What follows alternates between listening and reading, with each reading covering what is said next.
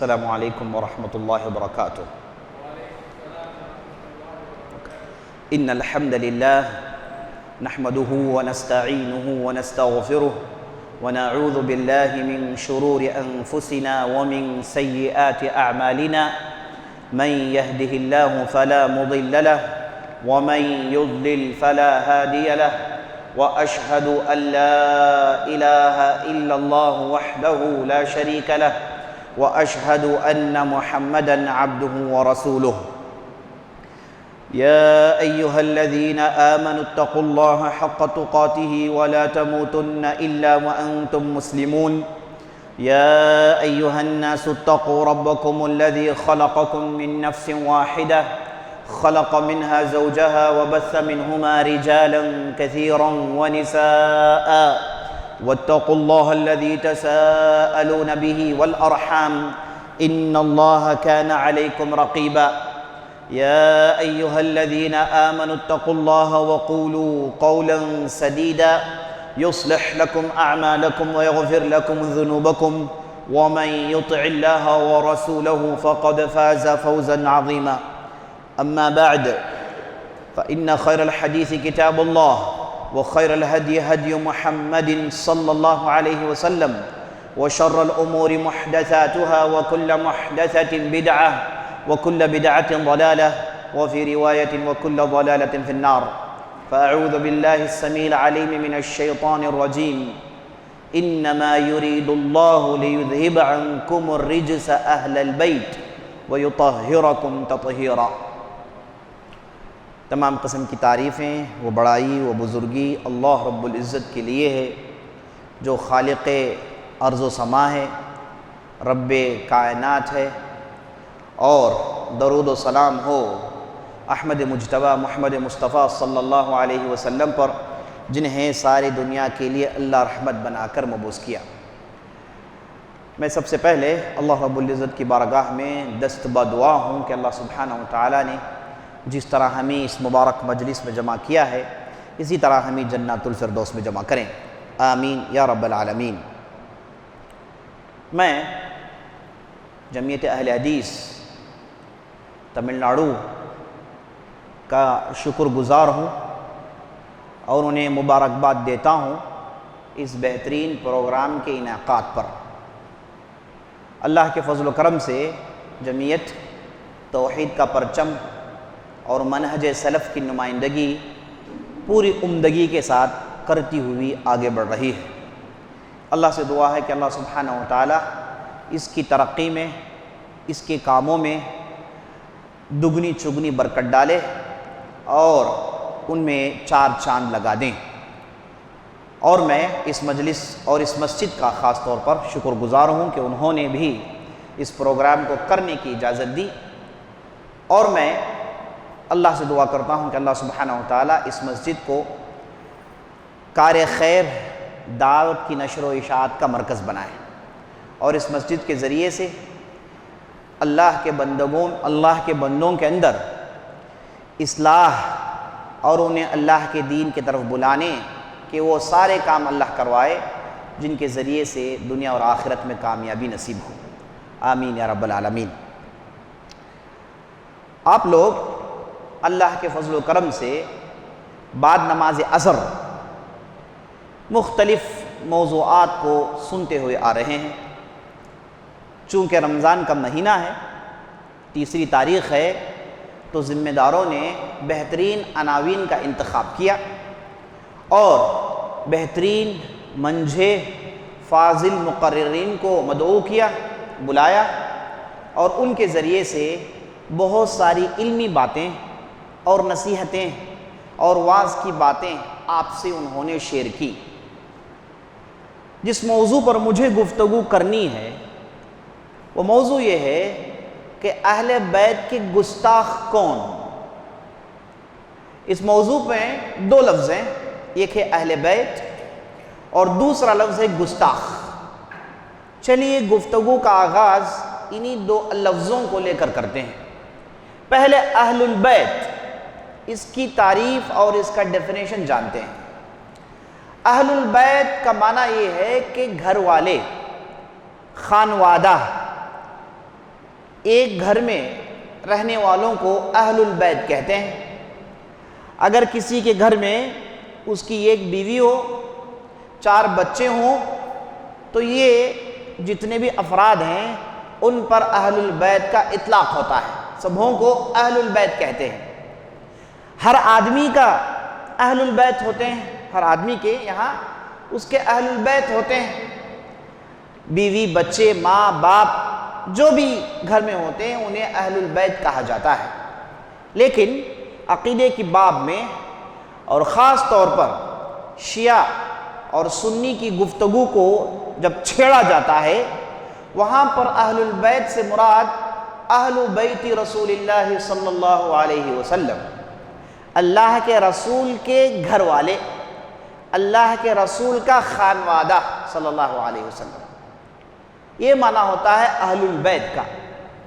اور اہل البیت کا لفظ قرآن کے اندر جو 2 جگہ استعمال ہوا ہے، پہلے تو وہ جگہ جس کی میں نے آپ کے سامنے تلاوت کی، جس میں اللہ سبحانہ وتعالیٰ نے امہات المؤمنین کو بہترین نصیحتیں کی، کہا وَقَرْنَ فِي بُيُوتِكُنَّ وَلَا تَبَرُّجْنَ تَبَرُّجَ الْجَاهِلِيَّةِ الْأُولَى وَأَقِمْنَ الصَّلَاةَ وَآتِينَ الزَّكَاةَ إِنَّمَا يُرِيدُ اللَّهُ لِيُذْهِبَ عَنْكُمُ الرِّجْسَ أَهْلَ الْبَيْتِ وَيُطَهِّرَكُمْ تَطْهِيرًا۔ اللہ نے کہا کہ اے امہات المؤمنین، تمہیں اپنے گھروں میں رہنا چاہیے، غیر ضروری گھر سے باہر نکلنے پر منامت ہے، ممانعت ہے، اور نمازیں قائم کریں اور زکوٰۃ ادا کریں اور بے پردگی سے جاہلیت کے راستے پر چل کر باہر نہ نکلیں۔ اور اس کے بعد اللہ نے کہا ان احکامات کو اللہ نے تم پر اس لیے لازم قرار دیا تاکہ اللہ چاہتا یہ ہے کہ تمہیں پاک کرے، اے اہل بیت، اے رسول کے گھر والوں، تمہیں اللہ پاک کرنا چاہتا ہے، لیطہرکم، تمہیں پاک کرنا چاہتا ہے۔ پاک سے مراد کیا؟ پاک سے مراد یہ کہ جہاں انسان جب زندگی بسر کرتا ہے تو اسے غلطیاں سرزد ہو جاتی ہیں، کبھی یہ غلطیاں گناہ کی شکلیں بھی اختیار کر لیتی ہیں، اور گناہ چھوٹے ہوں کہ بڑے ہوں، اس سے تو صرف انبیاء علیہ السلام کی شخصیتیں معصوم ہوا کرتی ہیں۔ لیکن ابن تیمیہ رحمۃ اللہ علیہ نے کہا کہ انبیاء علیہ السلام بھی چھوٹے گناہوں سے معصوم ہونا ایک بہت بڑا سوال ہے۔ تو اللہ نے کہا کہ یہاں پر گناہوں سے، دوسری چیزوں سے ہم آپ لوگوں کو پاک کرنا چاہتے ہیں۔ تو اس آیت میں اللہ سبحانہ وتعالیٰ نے اہل البیت کا لفظ استعمال کیا، اور دوسری جگہ جہاں پر ابراہیم علیہ السلام کی بات ہوئی تو اللہ سبحانہ وتعالیٰ نے وہاں پر بھی کہا قالوا اتعجبین من امر اللہ رحمت اللہ وبرکاتہ علیکم اہل البیت انہ حمید مجید۔ جب فرشتے ابراہیم علیہ السلام کے پاس آئے تو ابراہیم علیہ السلام نے انہیں ان کی ضیافت کے طور پر ایک بچڑا ذبح کر کے ان کی خدمت میں پیش کر دیا۔ جب دیکھا کہ جو بھی مہمان آئے ہیں ان کے ہاتھ اس گوشت کی طرف نہیں بڑھ رہے ہیں تو ابراہیم علیہ السلام گھبرا جاتے ہیں۔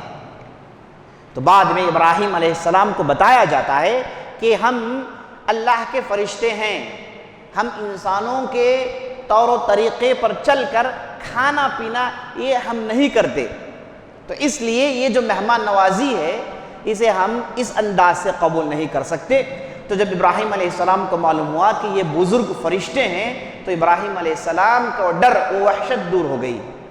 تو اس کے بعد فرشتوں نے ابراہیم علیہ السلام کو خوشخبری سنائی، کہا کہ تمہارے گھر میں ایک بچہ ہوگا۔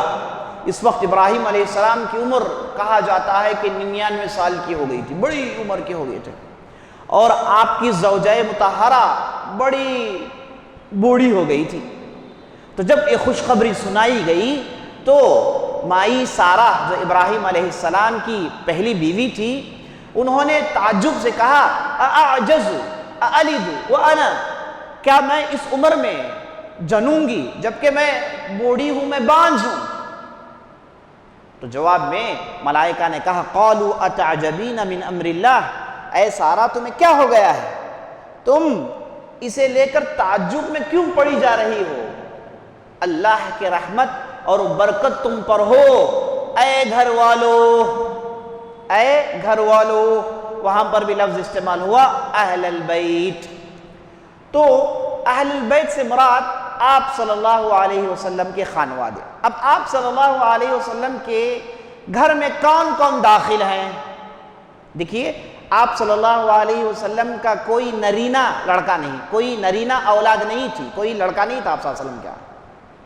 آپ صلی اللہ علیہ وسلم کے یہاں لڑکے ہوئے لیکن بچپن ہی میں فوت ہو گئے، جیسے ابراہیم، اور بعض مورخین کے پاس طاہر، طیب کے نام آتے ہیں، اور بعض کے پاس القاسم جس پر آپ صلی اللہ علیہ وسلم کی کنیت تھی۔ یہ سب آپ صلی اللہ علیہ وسلم کی نرینہ اولاد بچپن ہی میں فوت ہو گئی تھی۔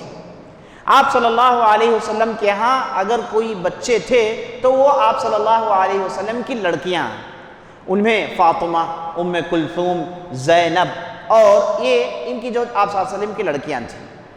تو آپ صلی اللہ علیہ وسلم کی نسل کیسے بڑھے گی جب ان کے ہاں کوئی لڑکا نہ ہو؟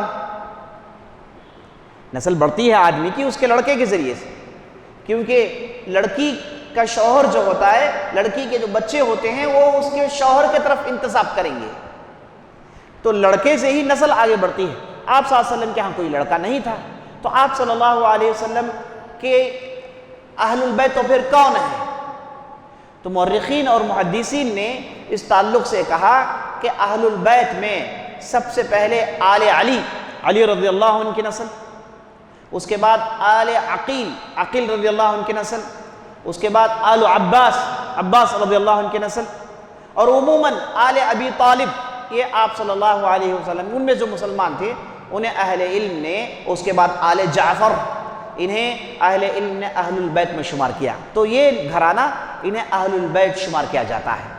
آل علی، آل جعفر، آل عقیل اور آل عباس، انہیں اہل البیت کہا جاتا ہے۔ ان کے ہاں جو بچے پیدا ہوئے، ان سے جو نسل بڑھی، ان سب کو آل رسول کہا جاتا ہے، انہی کو سید کا ٹائٹل دیا جاتا ہے۔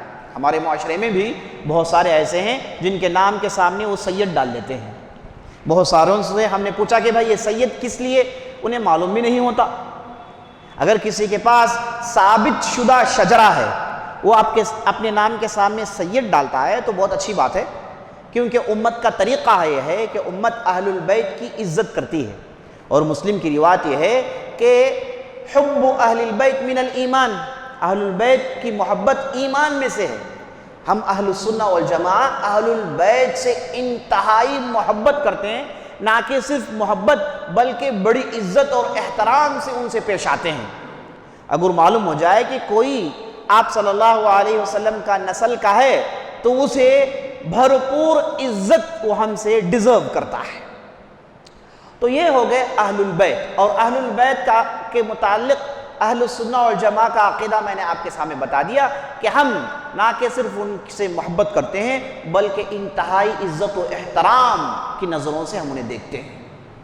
لیکن یہاں پر یہ بھی نقطہ جان لینا چاہیے، اہل البیت جب ہم کہتے ہیں تو یہ کنفرم نہیں کہ یہ سب جنت جائیں گے، یہ کنفرم نہیں کہ یہ سب صحیح راستے میں ہیں، یہ کنفرم نہیں کہ بالکل یہ نبی صلی اللہ علیہ وسلم کے راستے میں چل رہے ہیں، ہے نا۔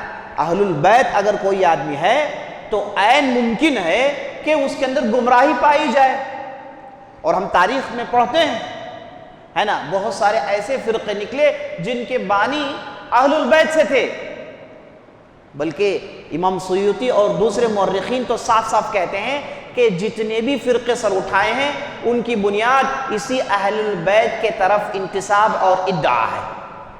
ہر فرقہ یہی دعویٰ کرتا ہے کہ ہم اہل البیت سے ہیں، اور مہدی یہ اہل البیت سے ہوں گے، حسن بن علی رضی اللہ عنہ کے نسل سے ہوں گے۔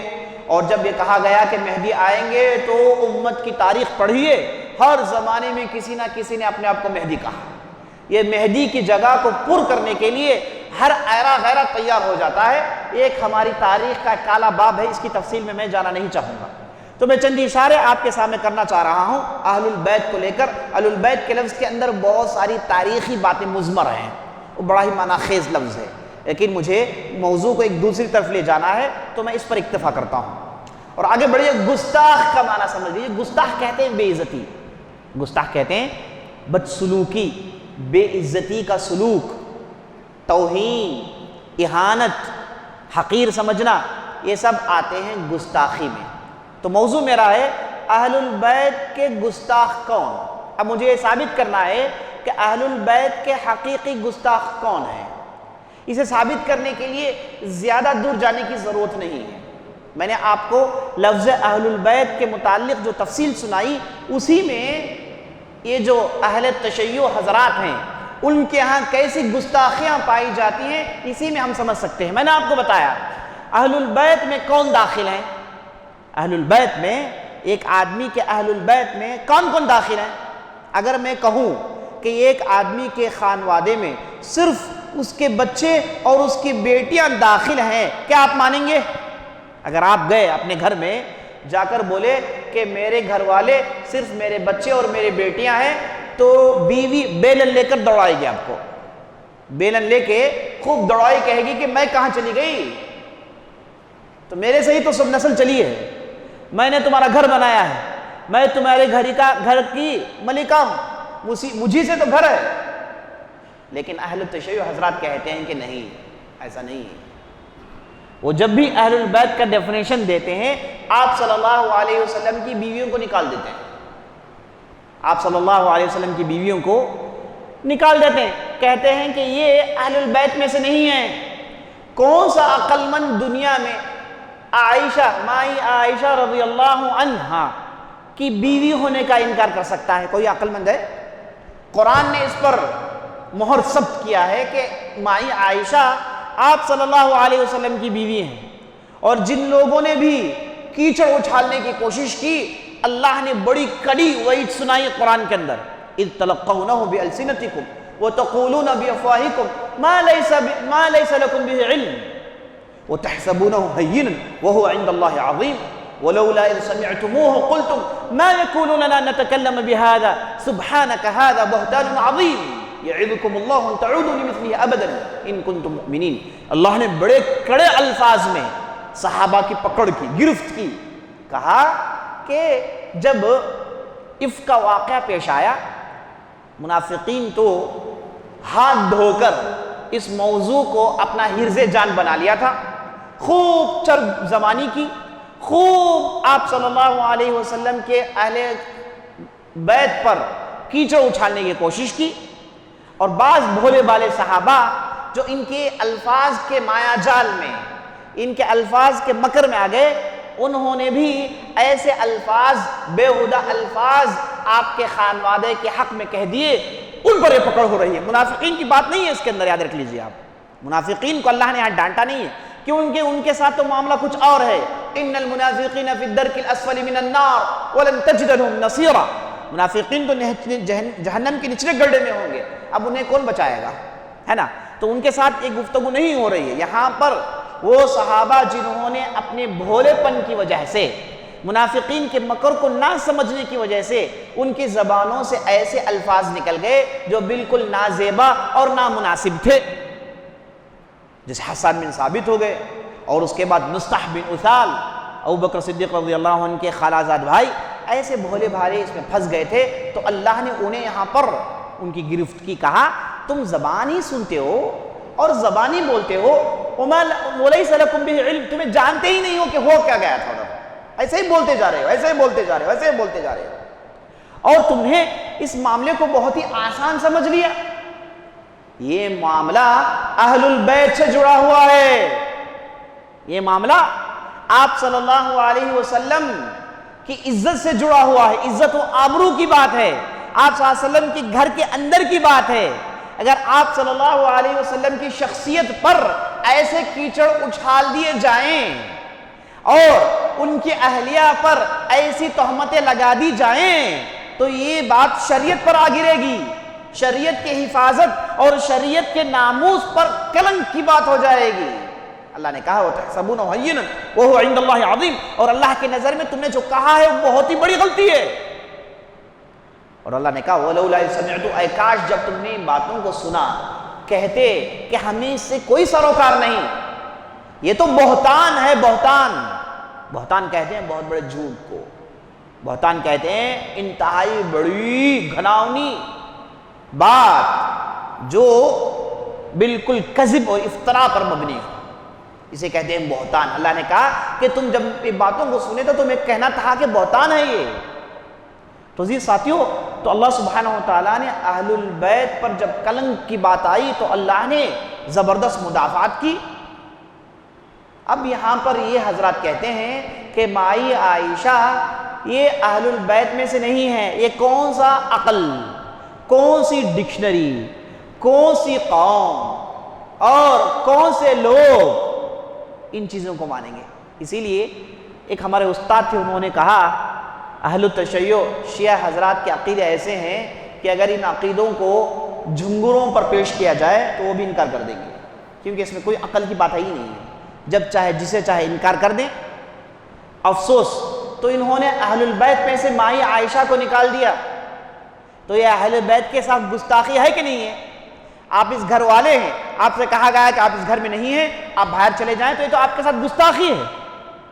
اور جناب مائی عائشہ رضی اللہ عنہا، ان کا تو کیا مرتبہ تھا، کون مقابلہ کر سکتا تھا علم میں، کون ان سے مقابلہ کر سکتا تھا قرآن کی تفسیر میں، حدیث کی تشریح میں، عرب کے اشعار میں، عربی زبان کی مہارت میں، کوئی ان کے قریب آزو بازو بھٹک نہیں سکتا۔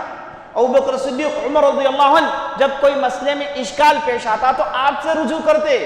یہ تھی مائی عائشہ رضی اللہ عنہ، اور ان گستاخوں نے انہیں اہل بیت سے نکال دیا۔ افسوس۔ اچھا، قرآن نے بھی ابھی آپ کے سامنے میں نے جو آیت پڑھی اس میں اللہ نے مائی سارہ سے کیا کہا؟ قالوا اتعجبین من امر اللہ رحمت اللہ علیکم وبرکاتہ اہل البیت۔ اے سارہ، اللہ کے حکم پر تعجب کر رہی ہو، اللہ کی رحمت، اللہ کی برکت تم پر ہو اے اہل بیت۔ تو سارہ علیہ السلام کو اللہ نے اہل البیت کہا، ابراہیم علیہ السلام کی خانوادے میں ہو تم، یہ اللہ نے کہا۔ تو جب سارہ ابراہیم علیہ السلام کے خانوادے میں ہو سکتی ہیں، قرآن اس پر شاہد ہے، تو مائی عائشہ کیسے آپ صلی اللہ علیہ وسلم کے خانوادے سے باہر ہو سکتی ہیں؟ کوئی اس پر دلیل نہیں۔ اچھا، شیعہ حضرات کا معاملہ کیا ہے، اس پر بھی ہمیں جاننا چاہیے، معاملہ کیا ہے؟ دیکھیے، ڈاکٹر امبیڈکر تھے، سنے ہوں گے، ہندوستان کے کانسٹیٹیوشن رائٹر، ہندوستان کے کانسٹیٹیوشن کو انہوں نے ڈرافٹ کیا، بہت بڑا کام کیا، اور بڑے پڑھے لکھے آدمی تھے۔ وہ ہندو گھرانے سے ان کا تعلق تھا، دلت تھے، تو انہوں نے چاہا کہ ہندو مذہب کو چھوڑے، کوئی دوسرا مذہب اختیار کر لے تاکہ ہم دلتوں کو عزت مل جائے۔ تو سبوں نے بیک زبان، ایک زبان ہو کر کہا کہ صرف مسلمان یا پھر اسلام ایک ایسا ملجا و ماوا ہے کہ جس کے چہت کے نیچے آپ چلے جائیں گے، کوئی آدمی ذات پات کی بات آپ سے نہیں کر سکتا، ہے نا؟ یہاں پر اس کے لیے اجازت نہیں ہے۔ یا ایھا الناس انا خلقناکم من ذکر وانثى وجعلناکم شعوبا وقبائل لتعارفوا ان اکرمکم عند اللہ اتقاکم۔ اے لوگو، ہم نے تمہیں ایک مرد ایک عورت سے بنایا ہے، ہم نے تمہیں نیشنز میں، قبائل میں بانٹ دیا ہے تاکہ آپس میں تم تعارف اور شناخت کر لو۔ ان اکرمکم عند اللہ اتقاکم، تم میں سے بہتر آدمی وہ ہے جو اللہ سے زیادہ ڈرتا ہے۔ رنگ، نسل، زبان، اس کا کوئی دخل نہیں یہاں پر۔ تو امبیڈکر سے لوگوں نے کہا کہ جائے مسلمان بن جائے تو اسی میں تمہارے لیے عزت ہے، اسی میں تمہاری حفاظت ہے۔ تو وہ صاحب مسلمان ہونے کے لیے تیار ہو گئے۔ تو گاندھی جی نے کہا، اچھا تم مسلمان ہونا چاہتے ہو تو بتاؤ کہ تم کیسے مسلمان ہونا چاہتے ہو، شیعہ مسلمان کہ سنی مسلمان، شیعہ مسلمان کہ سنی مسلمان؟ تو امبیڈکر صاحب اب بھکلا گئے، کہا کہ بھئی اسلام میں دو ہیں۔ تو بعد ہو گئے وہ بدھی بنے اور بدھی بن کے مر گئے۔ اب یہاں پر جو نقطہ میں آپ کے سامنے لانا چاہتا ہوں یہ ہے کہ یہ فرقے کی ہونے کی وجہ سے گویا کہ اسلام کے دو حصے ہو گئے۔ جب سے فرقہ وجود میں آیا اس میں کوئی خیر ہے ہی نہیں، شروع سے آج تک دقتوں پر دقتیں جھیلتے ہوئے آ رہے ہیں۔ یہ غیر ضروری بوجھ ہے جو اہل اسلام اٹھائے گھوم رہے ہیں۔ ساری دنیا نے اسلام کو دو حصوں میں بانٹ لیا ہے، جیسے کرسچنز کے اندر تین ہے، ایک ہے کیتھولک اور ایک ہے پروٹسٹنٹ اور ایک ہے آرتھوڈاکس، تو کہتے ہیں کہ مسلمانوں میں بھی شیعہ ہیں، سنی ہیں۔ یہ کیسی بات ہو گئی؟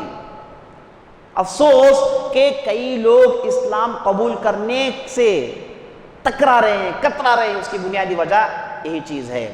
تو یہ جو شیعہ حضرات ہیں، ان کے لیے نصیحت یہ ہے کہ یہ اپنی مجلسوں میں تاریخی باتوں کو لے کر غیر ضروری ماتم منانا اور غیر ضروری دشمنیوں کو یاد کرنا اور اس پر بھوکلا جانا اور اس پر سر پیٹنا، اس پر روتے رہنا، دشمنوں کو یاد کو تازہ کرتے رہنا، اسے کون سا عقل قبول کرتا ہے؟ ابھی آپ دیکھتے ہیں محرم کے ایام ہیں تو ماتم منایا جا رہا ہے۔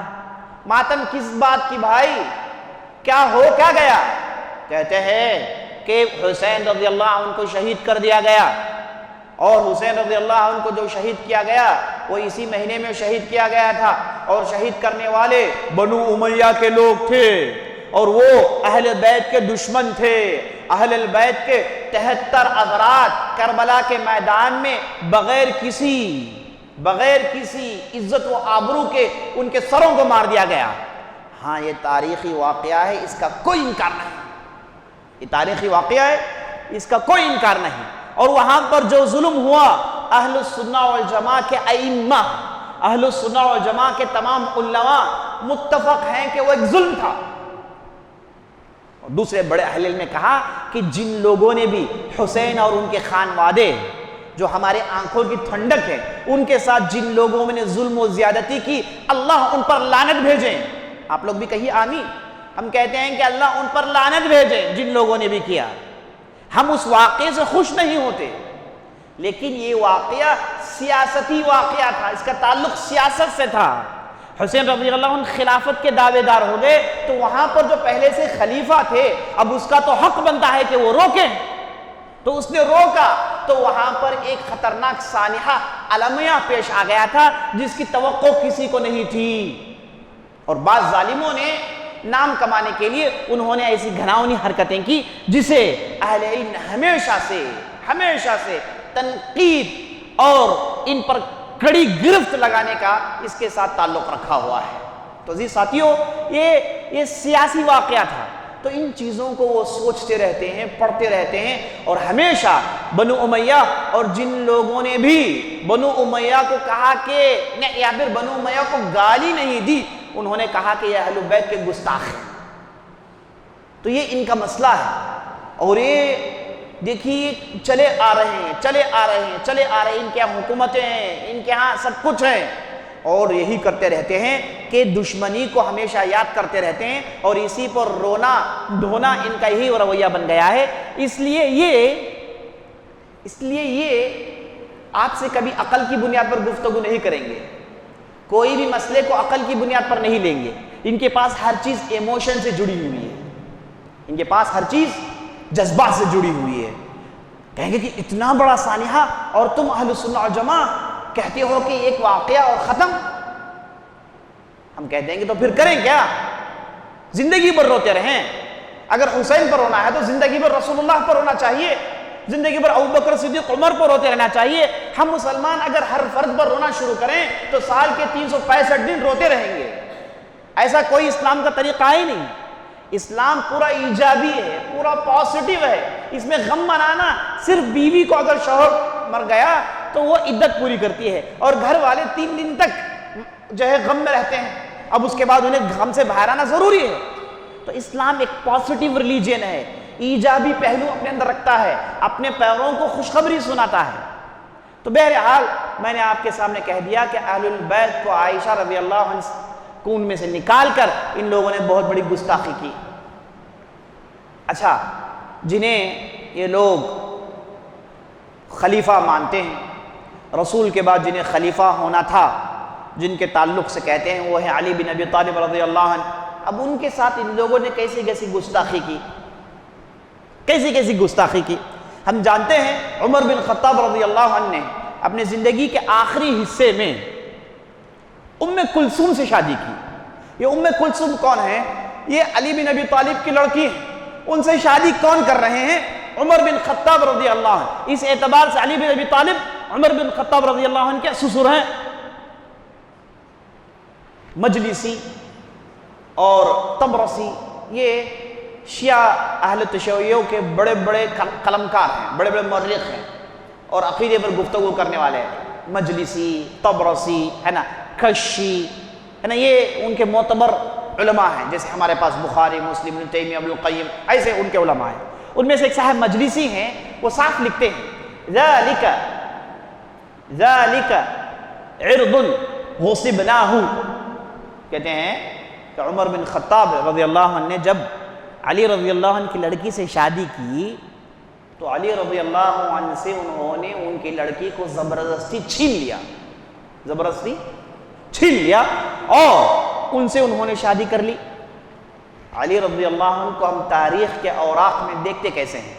ہم علی رضی اللہ عنہ کو شیر خدا کہتے ہیں، فاتح خیبر کہتے ہیں، اور بدر کے میدان میں ایک اکیلا نوجوان جس نے مشرکین کے سرغنوں کو مارا اور وہ مبازرت میں جیت کر آپ صلی اللہ علیہ وسلم کے واپس آئے، علی رضی اللہ عنہ دلیر آدمی تھے۔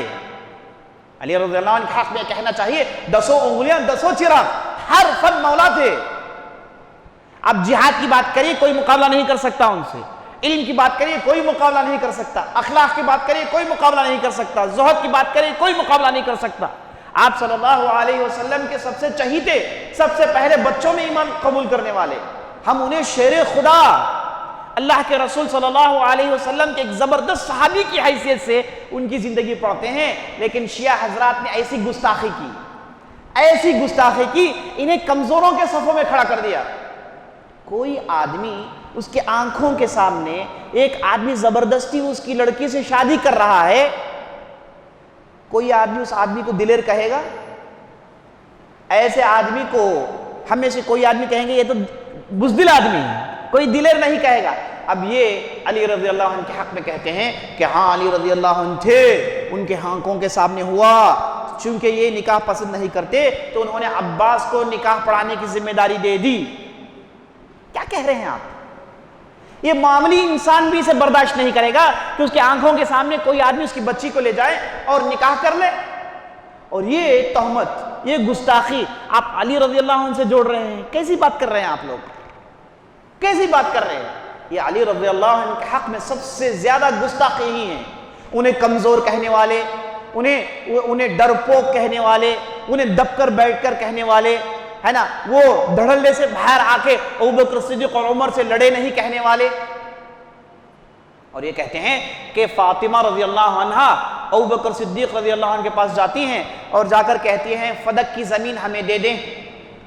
فدق آپ صلی اللہ علیہ وسلم کو بطور مال فے آپ صلی اللہ علیہ وسلم کے پاس آیا تھا، ایک پوری زمین تھی، اس کی پوری پیداوار آپ صلی اللہ علیہ وسلم کے پاس آیا کرتی تھی۔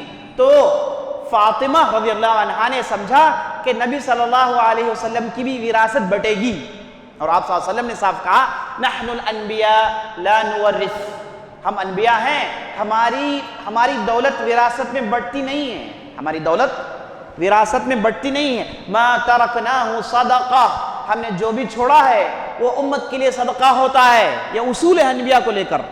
لیکن فاطمہ رضی اللہ عنہ کا اس کا علم نہیں تھا، تو ابوبکر صدیق کے پاس آئی تو ابوبکر صدیق نے کہا کہ یہ ماجرا ہے، اور اس کے بعد وہ واپس چلی گئی۔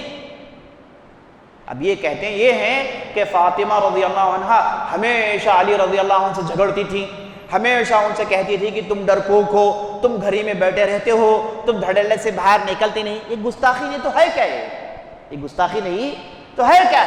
ہم جنہیں ایسی عزت اور ایسے احترام کی نظر سے دیکھتے ہیں، انہوں نے تو انہیں بالکل نکما بنا دیا، نعوذ باللہ۔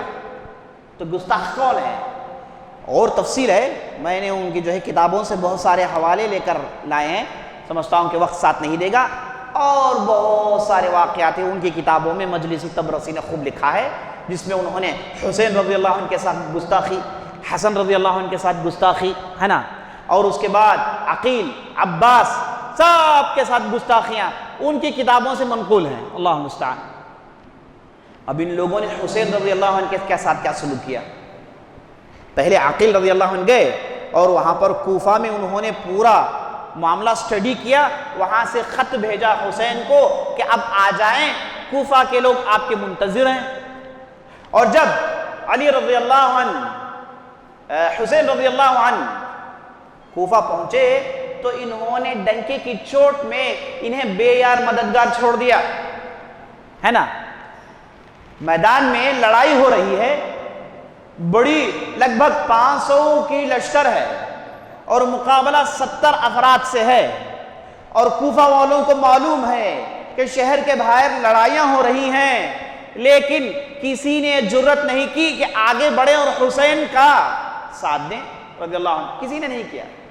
تو ان کی تاریخ عزیز ساتھیوں ان گستاخیوں سے بہت بڑی ہوئی ہے۔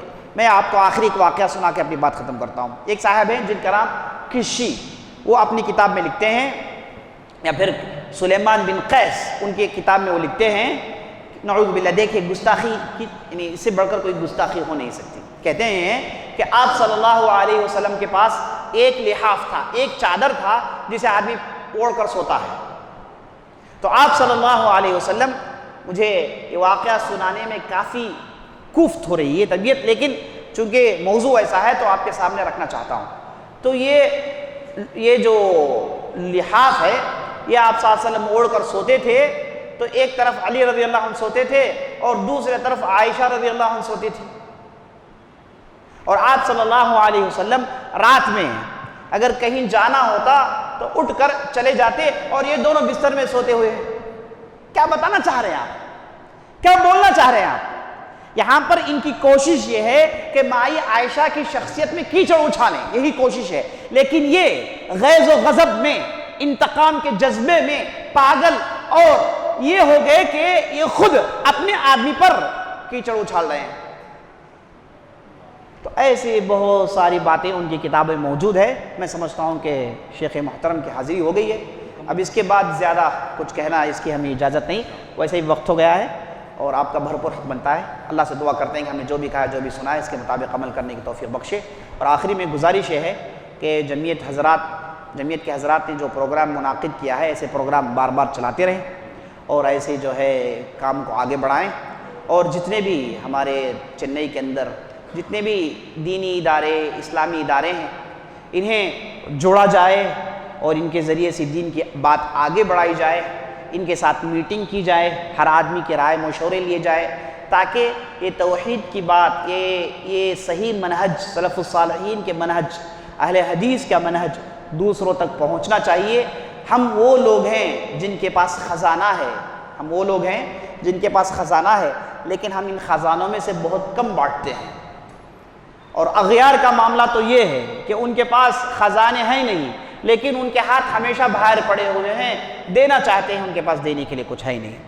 تو انہی باتوں سے اپنی بات ختم کرتا ہوں۔ اللہ سے دعا کرتا ہوں ہمیں جو بھی سنا، جو بھی کہا ہے، اس پر عمل کرنے کی توفیق بخشے۔ سبحان ربک رب العزۃ عما یصفون وسلام علی المرسلین والحمد للہ رب العالمین۔